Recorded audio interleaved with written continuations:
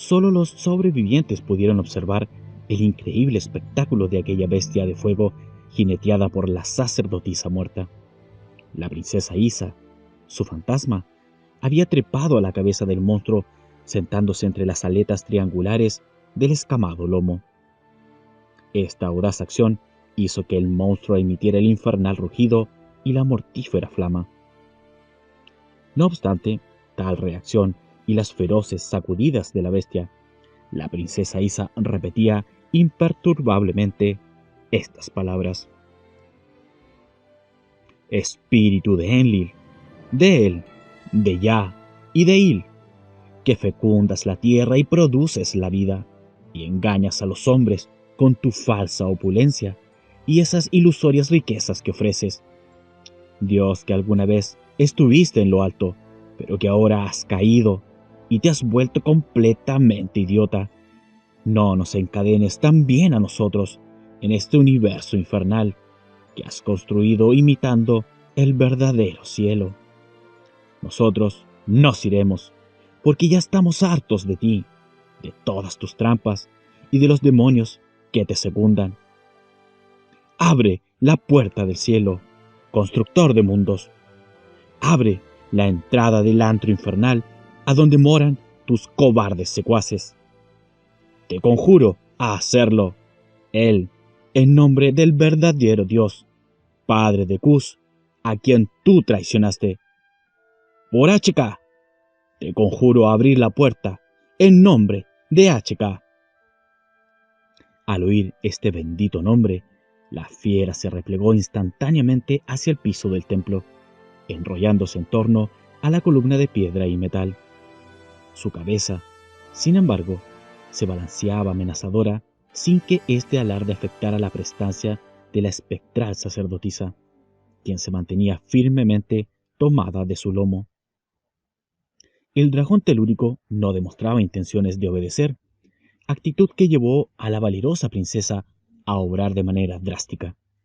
Inclinándose, estiró la mano, haciendo el gesto de tocar su propia sangre en la cuenca repleta de la esmeralda hiperbórea. Acto seguido, dijo: Esta sangre que hoy ha sido derramada, y hacia la cual te has precipitado, Señor de todas las cosas, es mi sangre, una sangre sagrada del linaje de los dioses de Venus. En ella está el recuerdo de nuestro origen celeste y del verdadero dios HK. Con su sustancia he untado mis dedos y ahora trazaré en tu frente el signo primordial de HK. Ante él no existe defensa. Te conjuro a que abras la puerta, Enlil, rey de los pastores, por el nombre de HK y su signo sagrado. La princesa dibujó rápidamente un símbolo en la frente del monstruo, y he aquí que el prodigio mayor aún no había sido alcanzado. La horrible criatura de fuego se disparó hacia arriba, como un resorte, atravesando el techo del templo y llevando en su testa a la bella jinete. Quienes estaban afuera, en los pasillos del Sigurat y alrededor de su base, aún hacían silencio, pues solo habían transcurrido unos minutos desde que cesara la música, y porque los terroríficos rugidos que emitía el monstruo, invisible para ellos, bastaban para silenciar cualquier garganta.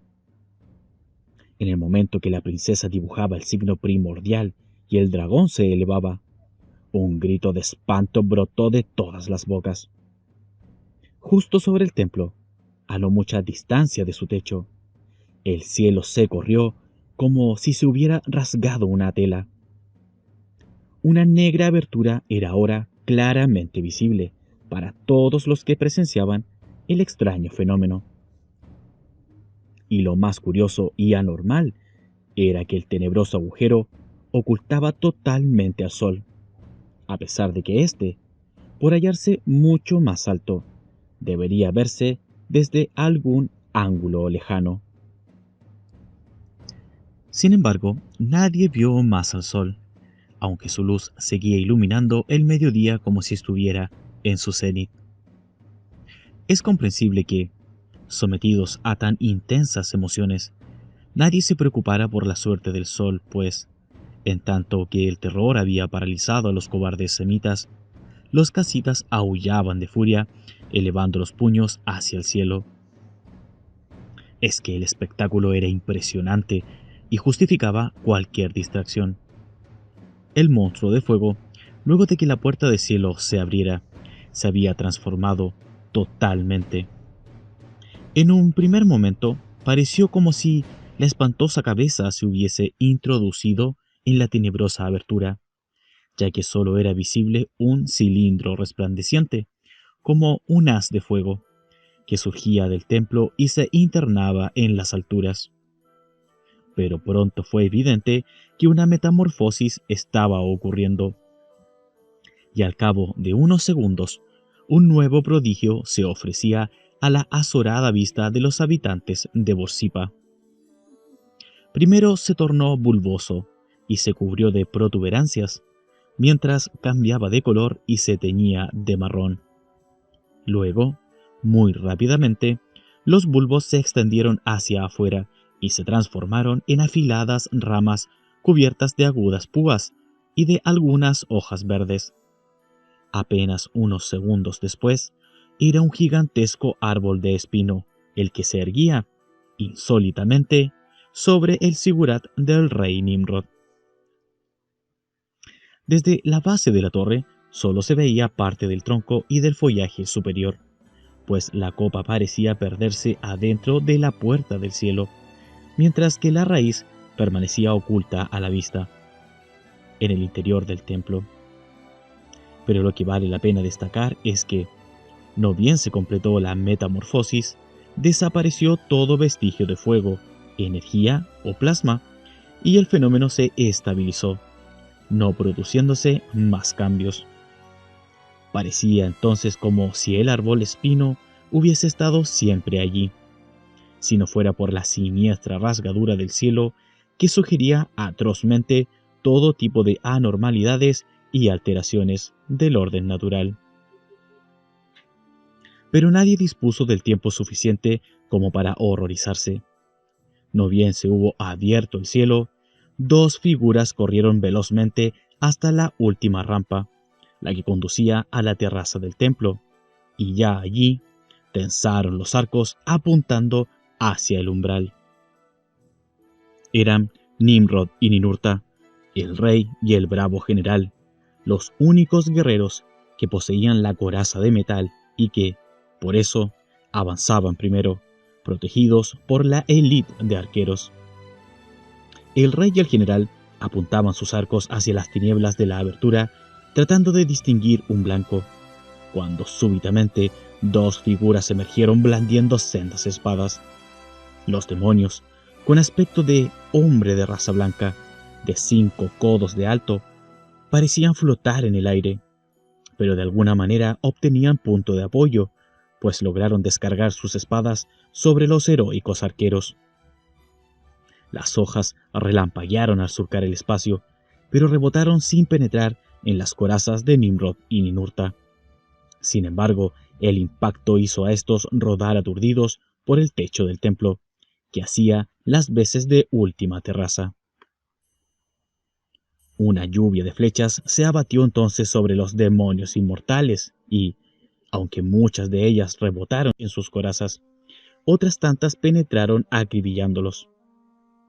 Cayeron los gigantes malheridos junto al rey Nimrod, quien rápidamente los decapitó, enarbolando sus enormes cabezas ante la enfervorizada muchedumbre. Mientras el rey Nimrod hacía esto y luego arrojaba hacia la multitud el sangriento techo, el general Ninurta, acompañado por parte de la élite guerrera, comenzó a trepar por el árbol Enlil que unía el cielo con la tierra. Por primera vez en miles de años, un grupo de virias hiperbóreos se aprestaba a tomar por asalto a Changchanbalá. Rogamos al lector nos permita hacer un alto en el relato, para que podamos expresar en un poema lo que pasa por nuestro espíritu al evocar la última gesta maravillosa de aquel pueblo hiperbóreo que sabía lo que hacía, en medio de un mundo que era pura confusión. Luego retomaremos nuevamente el relato en el preciso momento en que los guerreros de Nimrod se aprestaban a invadir el umbral de la iniciación sinárquica. Valerosos guerreros casitas, vuestra hazaña iluminará eternamente a todos los pueblos hiperbóreos que decidan tomar el cielo por asalto y regresar al origen primordial del que Jehová Satanás nos ha privado. Porque ellos combatieron a los demonios y despertaron del gran engaño, pero ahora nadie ha logrado igualar la gloria de Nimrod el derrotado. Por eso, los que aquí quedamos, debemos intentarlo nuevamente, junto a Cristo Lucifer, el enviado, el Dios de los que pierden durante el Kali Yuga, y sus monjes guerreros, los Siddhas hiperbóreos, que esperan el momento designado en que 12 hombres de la sangre más pura se reúnan al final del Kali Yuga en suelo americano. Entonces el Graal será encontrado, y luego de 1000 años de traiciones, caerá la venda de los ojos, despertando. La puerta nuevamente será abierta, y Changchambalá, con sus demonios, será definitivamente aniquilado. Pero hasta ahora nadie ha logrado igualar la gloria de Nimrod, el derrotado. Es cierto que pocos lo intentaron, algunos íberos, algunos celtas, troyanos, aqueos, dorios o romanos, muchos godos y muchos germanos, pero nadie hasta ahora ha logrado igualar la gloria de Nimrod, el derrotado. Tal vez en Monsegur los cátaros o los caballeros teutones de Federico II Hohenstaufen, o el más grande de todos, nuestro Führer, con su eje mágico y un pueblo valeroso que ante nada retrocede. ¿Acaso él, como nadie, la ha buscado? Y así muchos la eternidad han ganado, y de este infierno se han marchado. Pero no definitivamente, pues una guerra final será librada, y volverá Nimrod junto a los grandes héroes del pasado. Odín, Wotan, Lug y Viracocha, Heracles, Indra y Quetzalcóatl, desde el Valhalla llegarán cantando, rodeados de valquirias primorosas y música de antaño. Y ellos levantarán ejércitos enormes, de vivos, inmortales y resucitados. Una sola virtud será exigida, se llama honor y dignifica a Alviria, que del engaño ha despertado. La lucha será definitiva, y el demiurgo y sus huestes, derrotado, liberará al fin a los espíritus inmortales que de Venus habían llegado, para que regresen a donde Dios espera, en un mundo que no se ha creado. Y a partir del universo de materia, de la locura, el mal y el gran engaño, los que regresan cantarán a coro las hazañas de Nimrod, el derrotado. Prosigamos ahora con el relato. El árbol Enlil poseía ramas espaciadas y rectas, que en realidad eran enormes púas, de modo que podía treparse por ellas como si se tratase de una gigantesca escala. Esto fue justamente lo que hicieron los valientes casitas, preparándose a ascender por el árbol y sitiar la puerta del cielo. No bien el general Ninurta y 50 guerreros hubieron trepado lo suficiente, comprobaron que se hallaban frente a la entrada de una caverna, o a la imagen de ella. Saltaron audazmente del árbol, sin saber aún si podían hacer pie en el misterioso mundo al que entraban por la puerta del cielo, y se hallaron en un suelo claramente rocoso. Algunos miraron hacia atrás, arriba, y vieron al árbol que se perdía en insondables alturas, y también el borde de un abismo, a pocos codos de donde estaban parados, por el cual se distinguía a muchos pies de distancia el techo del templo de donde emergía el gigantesco tronco. El sigurat, los hombres del pueblo reunidos en torno y el perímetro amurallado de la ciudad de Borsippa. contrastando con la intensa luz exterior, a donde todavía seguía siendo mediodía. Una suave penumbra reinaba en aquel sitio al que habían arribado. Sin embargo, había suficiente luz como para distinguir los detalles de la siniestra caverna. Se veían 7 escalones de piedra y, a partir del último, un pasadizo que se perdía en la distancia. Pero sobre la entrada, siguiendo la curva de su arco, estaban clavados 7 estandartes triangulares. Cada uno llevaba una misma leyenda, en otras tantas lenguas diferentes. En su propia idioma casita pudieron leer: no oséis poner los pies en este umbral, si antes no habéis muerto a las pasiones y a las tentaciones del mundo. Aquí solo se llega para renacer, como iniciados en la Hermandad Blanca. Pero para obtener tal privilegio, es necesario morir primero.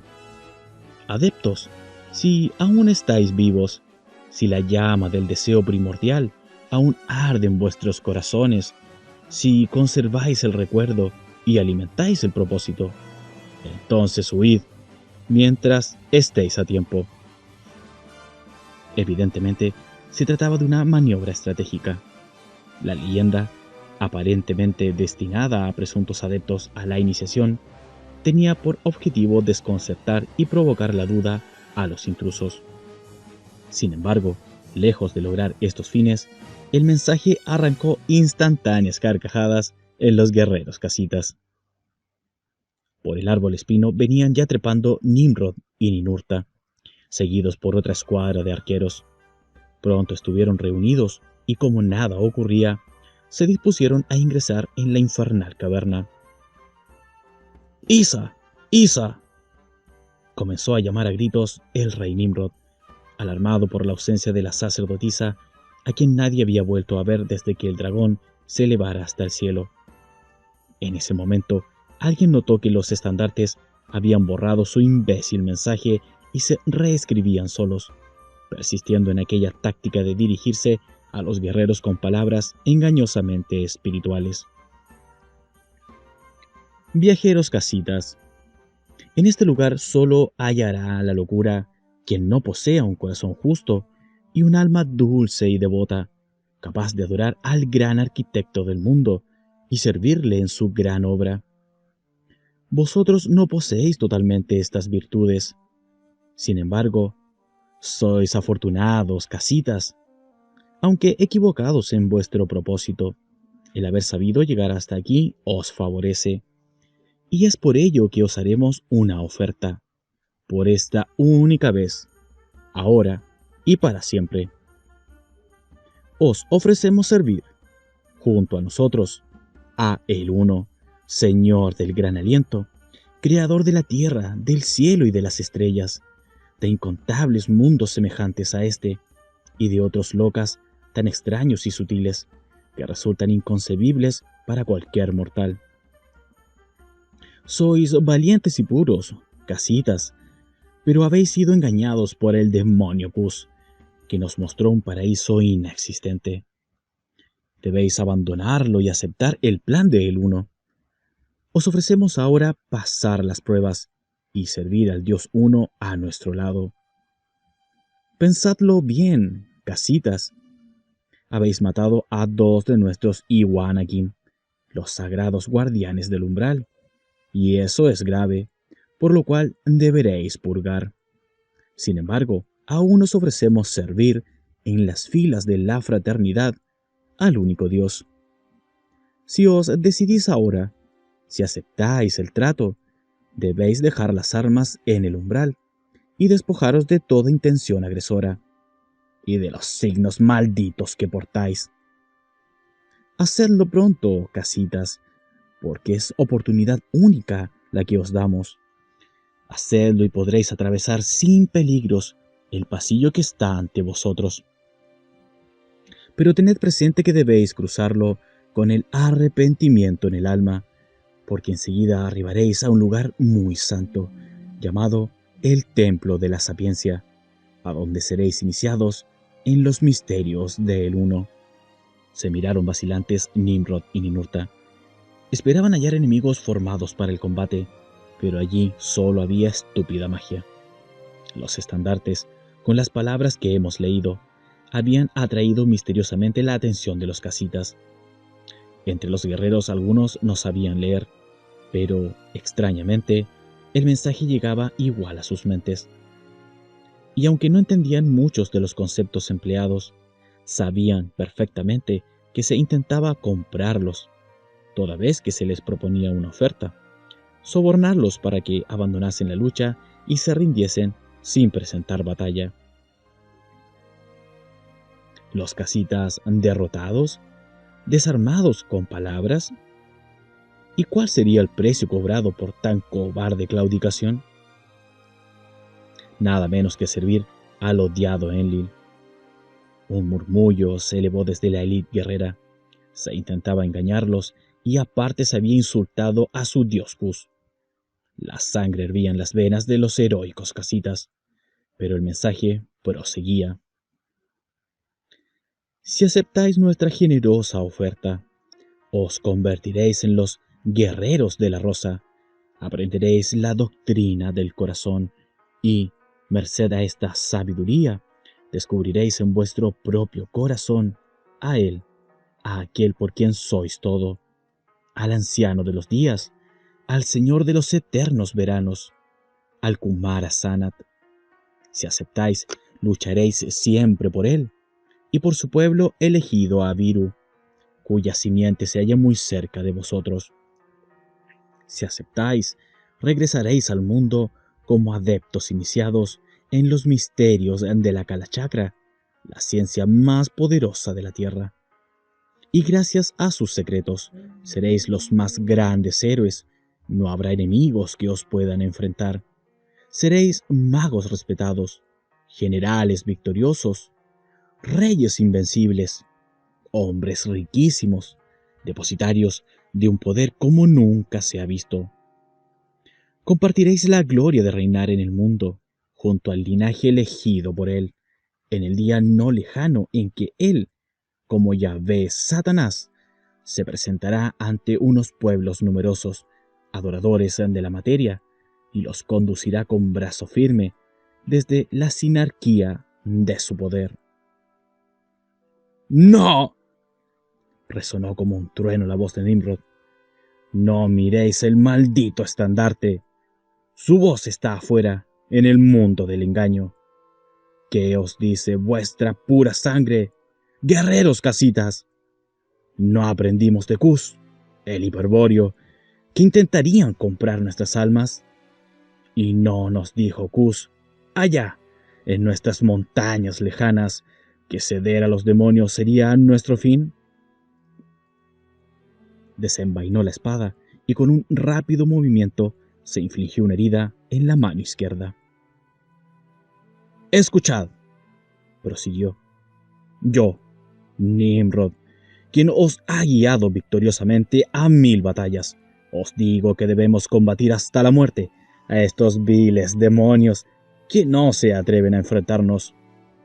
Os digo que mienten y que con sus promesas solo buscan perdernos. Levantó su mano, de la cual manaba abundante sangre. Aquí está mi sangre, que es la más pura del mundo. Con ella trazaré el signo de HK en este estandarte infernal, y luego entraremos a matar a los demonios. Nuestro signo es invencible. Con su dedo pulgar derecho, embebido en sangre, dibujó el signo primordial e instantáneamente pareció como que un fuego consumía a los 7 triángulos encantados. ¡Matemos a los demonios!, gritaron a coro todos los guerreros. Sin embargo, no alcanzaron a ingresar al túnel, pues aún humeaban en el suelo los restos de los estandartes cuando los demonios de Chambalá, que observaban ocultamente la reacción de los casitas, se dispusieron a emplear una de sus terribles armas atlantes, el cañón Om. Primero fue un sonido suave, penetrante y agudo, como el cantar de la cigarra. Luego comenzó a subir de tono y de volumen hasta hacerse irresistible. ¡Isa! ¡Isa! gritaron a dúo Nimrod y Ninurta. Efectivamente, descendiendo de lo alto por las espinas del árbol Enlil, estaba a la vista el espectro de la princesa Casita. Los miraba fijamente y parecía hablar enérgicamente, pero en un primer momento nadie oyó nada, pues el monosílabo de él, emitido intensamente, había aturdido a casi todos. Sin embargo, era impresionante la fe que los casitas sentían por la sacerdotisa de Cus, y quizá esta confianza hizo que pronto oyeran o creyeran oír sus instrucciones. Todos atrás de Nimrod y de Ninurta. Observad fijamente el signo de HK que tienen grabado en sus espaldas y dejad que fluya en vosotros la voz de la sangre. Su rumor apagará cualquier cosa que os perturbe. Y vosotros, valientes jefes, tenéis una armadura poderosa. Veréis que ella os protege. Miradme a mí y confiad que pronto cesará vuestro dolor. Dando un salto hasta el rey y el general, la sacerdotisa puso sus manos en la cabeza de nuestros héroes, produciendo la exaltación de una como aura brillante en torno de sus cuerpos. Esta operación produjo un evidente alivio, pues un segundo después ambos estaban maldiciendo, aunque no lograban aún oír sus propios juramentos. Mientras en el cielo ocurrían los sucesos que acabamos de narrar, abajo, junto al Sigurat, el resto del pueblo vivía curiosas experiencias. Cuando Nimrod arrojó las cabezas de los demonios, la algarabía fue muy grande, y pocos minutos después las mismas pendían ensartadas en sendas lanzas. Estas cabezas eran bastante más grandes que la de un hombre normal, aunque no llegaban a doblarle en volumen. Los cabellos rubios y largos enmarcaban un rostro cuadrado, de ojos rasgados y negros y enorme nariz ganchuda. La boca era de labios carnosos, detalle que se apreciaba perfectamente, pues los demonios carecían de barba. Las picas fueron clavadas frente a la imagen de Cus, mientras las sacerdotisas transportaban los enormes cuerpos para proceder, ante el dios de la raza, a arrancar el corazón de los demonios. Una sacerdotisa hizo la abertura en el blanco pecho y extrajo el corazón que, curiosamente, se hallaba en el lado derecho del pecho. Luego quitó el órgano al otro demonio y, hecho esto, elevó las sangrientas vísceras en las manos para que todos las vieran. Y aquí ocurrió un enésimo prodigio, pues, al contacto con el aire, los corazones se transformaron en flores, con el consiguiente espanto por parte de la muchedumbre integrada por muchas mujeres y niños. Eran 2 rosas rojas, con un trozo de tallo espinoso cada una, pero nadie las reconoció, pues todavía no existían las rosas sobre la tierra, y es probable que aquellas fueran las primeras que veían ojos humanos desde el hundimiento de la última Atlántida. La sacerdotisa las arrojó despectivamente a los pies de Cus, y todos regresaron junto al Sigurat, a donde, en ese mediodía interminable, se erguía el gigantesco espino. La élite de 200 arqueros habían trepado ya por el espino Enlil y penetrado en la negra abertura. Quedaba alrededor de Sigurat el resto del ejército casita, la infantería, los zapadores, los lanceros y auxiliares, y numerosos arqueros que no pertenecían a la élite. También estaban varias escuadras de guerreros de otras ciudades que habían venido a Borsippa como escoltas de embajadores y sacerdotes. Y todos levantaban el puño hacia el cielo y gritaban: «Cus, Nimrod, Cus, Nimrod», alentando a su, ahora, invisible rey y deseando íntimamente recibir la orden de trepar por el espino para colaborar en la lucha. Varios príncipes y jefes militares estaban junto a las tropas, pero nadie se hubiese atrevido a dar ninguna orden sin recibir antes señales de Nimrod o Ninurta. Acompañaba a la gritería de las tropas un coro de mujeres y niños que componían el resto del pueblo, pero los pastores semitas Abiru, por supuesto, continuaban atemorizados, invocando en voz baja a Ya, él, Il, Enlil, su amado demiurgo. Y las sacerdotisas, que tímidamente primero y luego con cierta urgencia, habían subido hasta el templete superior para indagar sobre la suerte corrida por los 70 sacerdotes, comprobaban que todos habían perecido.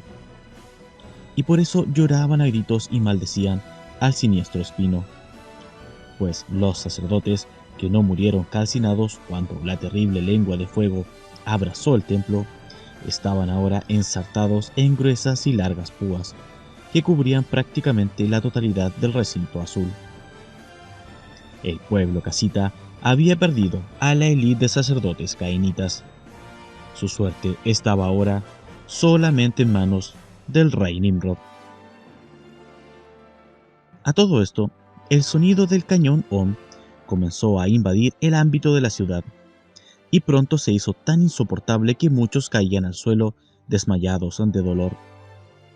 Una nueva nube de vapor geoplasmático, ahora brotando del suelo de Borsippa, comenzó a invadirlo todo.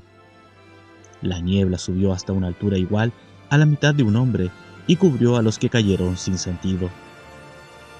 Los primeros en rodar, casi instantáneamente, fueron los semitas. Hombres y mujeres, niños y ancianos, todos cayeron rápidamente fulminados por el penetrante sonido. Y a continuación ocurrió, quizá, el penúltimo gran fenómeno de ese día glorioso. De pronto, tan misteriosamente como se había formado, la niebla comenzó a disiparse dejando al descubierto a numerosos hombres y mujeres que yacían tendidos en el suelo o que intentaban levantarse. Pero el prodigio era que los semitas, en su totalidad, habían desaparecido. Y el sonido diabólico, el monosílabo de él, también cesó en ese momento.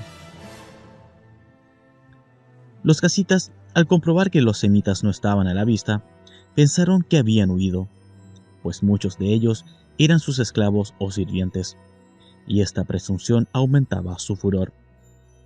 Pero los semitas no habían huido. Toda su comunidad experimentó los efectos selectivos del cañón Om, cuyo sonido, convenientemente afinado, tiene la propiedad de producir la teletransportación.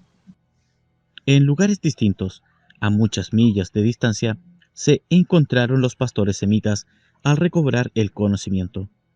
Y si bien al principio maldecían a Nimrod y a su magia, atribuyendo a esta la culpa de sus involuntarios viajes, al tener noticias de la suerte corrida por Borsippa, agradecían a su dios Ya por haberlos salvado. Muchos despertaron en Nínive o en Asur, pero otros fueron a parar a sitios tan lejanos como Ishbak, Peleg, Serug, Tadmor o Sinear. De hecho, muchas familias semitas tardaron años en reunirse, separados por distancias de 200 o 300 millas, hecho que contribuyó a difundir, de manera distorsionada, la hazaña de Nimrod por todo el Oriente Medio. A todo esto, en Borsippa, un arquero se asomó por la negra abertura del cielo y gritó: ¡Todos los guerreros al ataque! ¡Nimrod vence! Pero volvamos a la entrada de la caverna, a donde dejamos a Nimrod y a Ninurta. Cuando ambos se convencieron de que el rayo sónico Om no podía contra ellos, se aprestaron a invadir el umbral. El pasillo era lo suficientemente ancho como para que pudiesen avanzar de a 5 a la par, cosa que hicieron a la carrera. Al frente iba la espectral figura de la princesa Isa, seguida por Nimrod, Ninurta y el resto de los arqueros, menos una decena que quedaron de guardia a la entrada.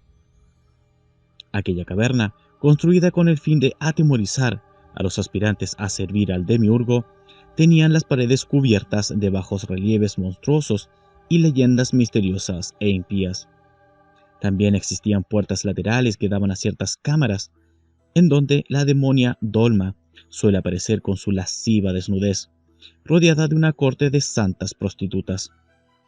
Ella es la encargada de guiar y hechizar a los adeptos que ignoran los peligros de la magia sexual. Esta y otras muchas trampas alucinantes destinadas a confundir y someter la voluntad de los ingenuos aspirantes que suelen aventurarse a atravesar el umbral. Se hallaban montadas, acechantes, en toda la interminable longitud del siniestro pasillo. Pero ninguno de tales trucos podía detener a los que estaban más allá de los sentidos, a los que solo oían la voz de la sangre pura, a quienes su determinación los había llevado a luchar en el cielo.